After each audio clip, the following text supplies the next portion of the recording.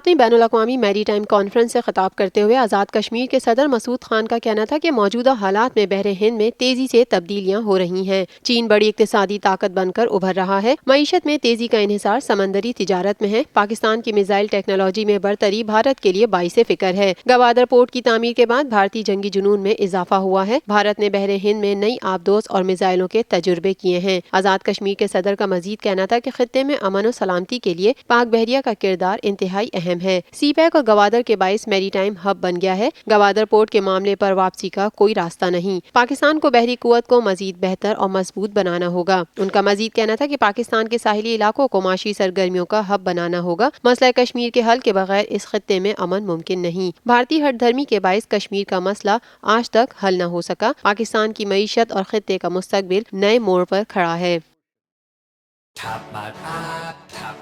Live PSL matches دیکھیے HD میں tapmat.com پر اور download the app. To order our TV boxes call 021 351 55511